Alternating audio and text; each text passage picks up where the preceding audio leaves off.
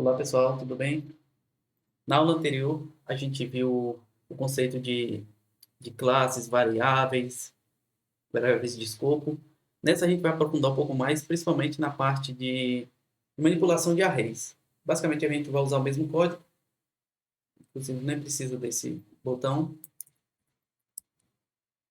Só vou chamar a função JavaScript. Nós vamos trabalhar com manipulação de arrays. Então, primeiro, então, a gente vai criar o nosso array e a gente vai ver algumas funções. Depois a gente vai ver a parte de arrow functions e algumas funções com parâmetros não nulos. Então, definir aqui minha constante com array 1, 2, 3, 4, 6, 8 e 9. E a primeira função que a gente vai ver é a função map. Então, vou declarar aqui, então, new array. Vai receber, então, o nosso array.map. O map ele recebe uma função. O item é cada item do nosso array. E a partir de cada item, a gente vai fazer alguma coisa. Nesse caso, eu vou dar um return com cada item e vou multiplicar por 2. Então, ele vai pegar cada item do nosso array e multiplicar por 2. Então, no map, ele recebe como parâmetro uma função. Essa função está recebendo como parâmetro cada item do nosso array. Ele vai iterar sobre cada item do nosso array e a gente está fazendo alguma coisa com eles. Nesse caso, multiplicando por 2. Se a gente der aqui o console.log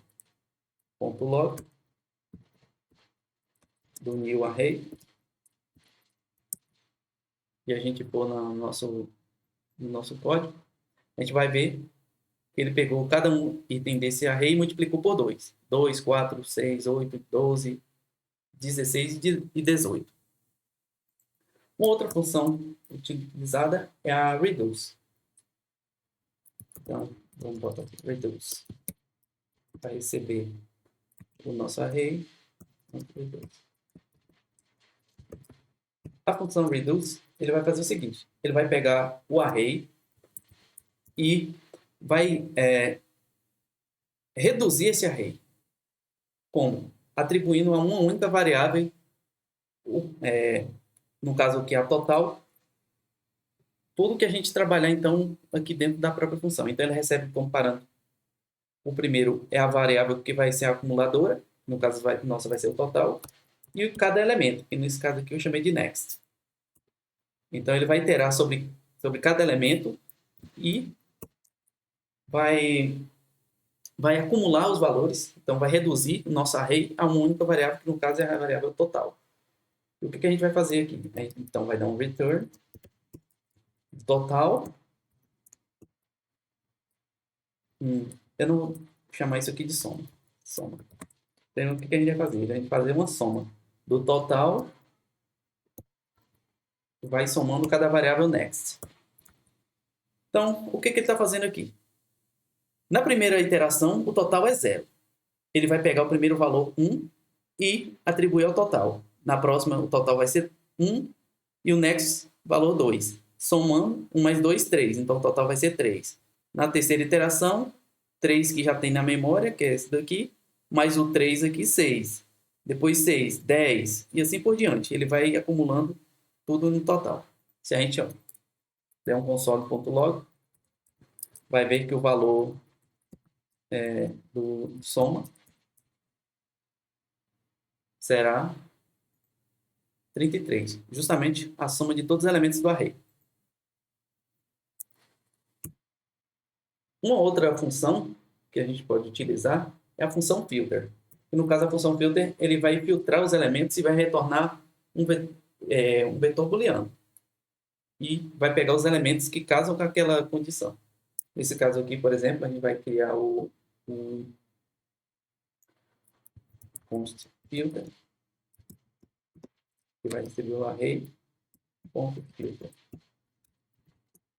Também vai receber uma função, passando cada item, e a gente vai trabalhar com esse item.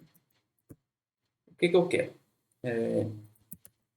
Então, o retorno do filter é booleano. Então, nesse caso, a gente vai pegar todos os elementos pares do array. Como você vai fazer isso? Pegando então o item, mod 2, vou pegar o resto e vou comparar com se ele é 0. Então isso aqui vai me retornar true ou false. Então eu estou pegando o resto da divisão e comparando para ver se é 0. Se for 0, então o número é par. Ele vai dizer true para aquele índice e vai me retornar então que é par. Eu estou fazendo igual a 0, com 3 iguais, porque eu quero estritamente igual. Porque eu poderia ter isso aqui, mas se eu fizer assim, igual, esse valor aqui vai dar true. Nesse caso, se eu fizer isso, daria false. Porque apesar de ser 1 aqui dentro, mas o tipo não é o mesmo. E nesse caso eu quero estritamente igual.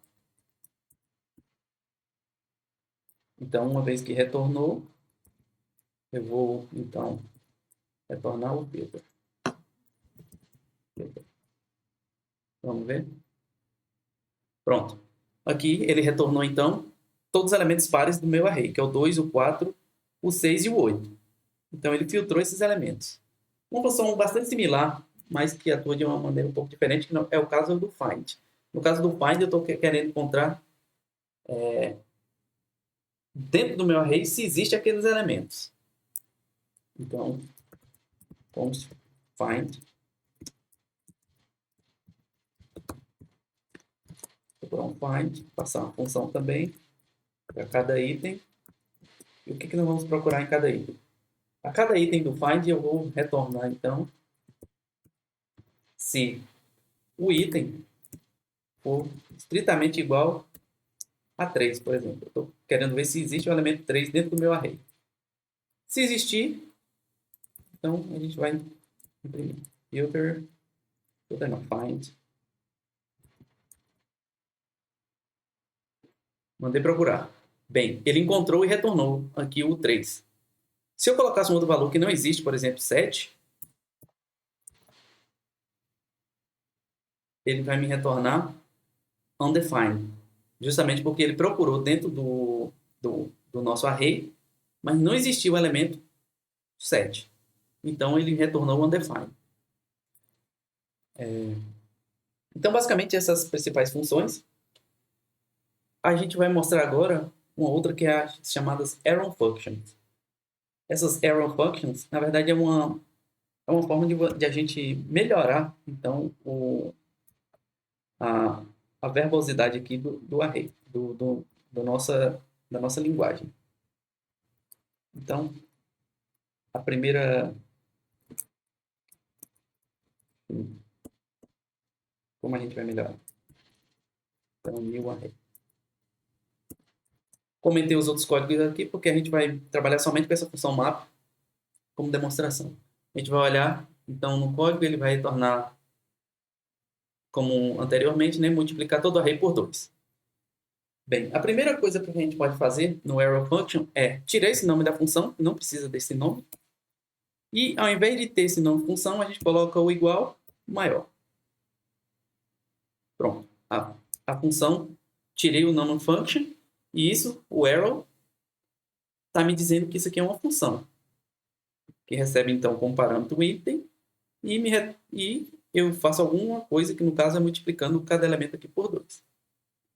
Se a gente rodar lá, veja que ficou o mesmo resultado. Como essa função está recebendo um único parâmetro, eu não preciso ter esse parêntese aqui. Posso retirar. No caso, essa função também continua recebendo um único parâmetro, que é o item, mas como eu só recebo um parâmetro, então não diminui também isso. E a gente olha lá, continua o mesmo resultado. Como também eu só estou fazendo uma linha que é o return, eu não tenho mais código aqui dentro dessa função, eu posso também eliminar todas essas chaves, inclusive o return.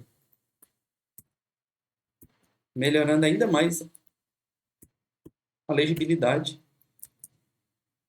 Nesse caso, se a gente observar aqui, vou mandar rodar, de novo, teve o mesmo resultado. Então, a gente diminui de várias linhas, e em uma única linha a gente faz uma mesma função, utilizando arrow functions. Então, diminui a verbosidade da linguagem. Então, ele está recebendo cada elemento no item e multiplicando por 2, da mesma forma que anteriormente.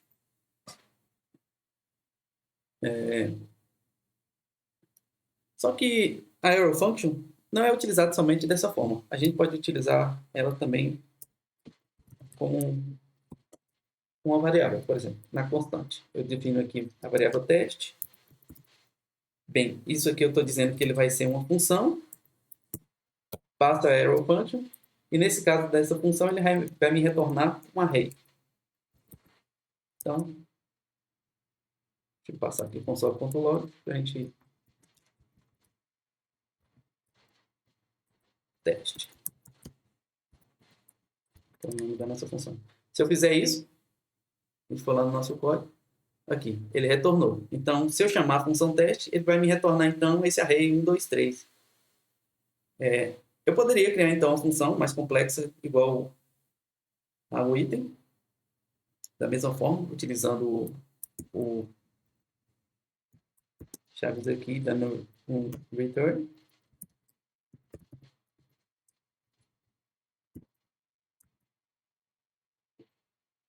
Pronto.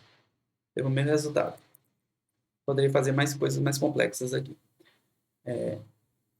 Tem que ter cuidado porque, por exemplo, apesar de eu fazer isso aqui, ele entender que é uma função, mas se eu criar um escopo, por exemplo, aqui, dizer que é nome é igual Lucas,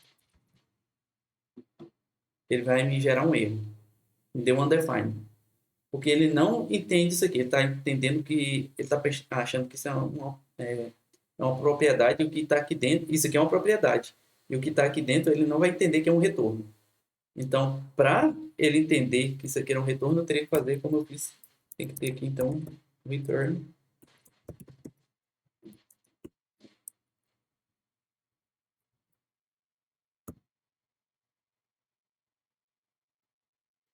E aqui também. Aí sim. Agora ele entende. Se eu colocar lá, ele me retornou o objeto, então, nome Lucas.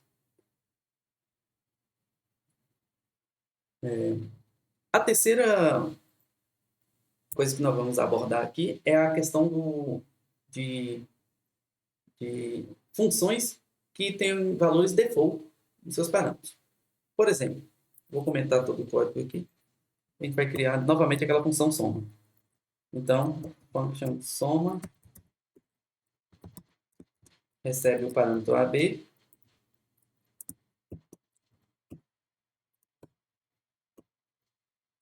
e retorna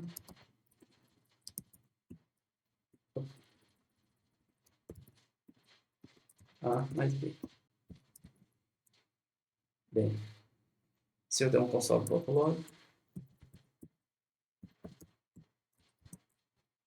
soma recebe 2, 3. Se eu fizer isso, então a gente vai ter aqui no log o valor 5. Mas, perceba se eu não passar esse valor, por exemplo, se eu fizer um soma, só com um único valor, que ele vai atribuir a variável A, mas fica voltando a variável B. Quando eu faço isso, ele me retorna um num, que é not a number. Então, ele não reconhece o B, ele não identificou um número para o B, para casar com o B, e me retornou um valor como se fosse nulo, que é o none. Então, para que isso não ocorra, ou para a gente prever esse tipo de problema, a gente pode criar, então, a variável com valores default. Então, por exemplo, se eu não vou colocar valores o A vai ser 2, e se eu não colocar valores para o B, eu vou dizer que o valor default dele é 3. Então, posso criar valores default. E agora, se eu fizer essa mesma coisa, então passando 2, ele vai me retornar 5, porque justamente eu estou passando aqui somente então o valor de A. 2, mas e como não passei o valor de B, ele pegou o valor 3 para B. Então, 2 mais 3, 5. Então, se eu passar, por exemplo, 6, 6 mais 3, 9. Então, ele pega valores depois. Se eu não passar nada também, ele vai me retornar 5, que é justamente os valores default de A e B. 5. Então, essa aula foi justamente para mostrar essas funções que a gente vai utilizar para array, que é muito utilizada, e também a arrow function, que vai ser muito utilizada quando a gente for trabalhar então com a parte de web. E esses parâmetros default nas funções. Na próxima aula, a gente vai ver a parte de desconstrução, de REST, spread, parte de templates e a sintaxe curta de objetos.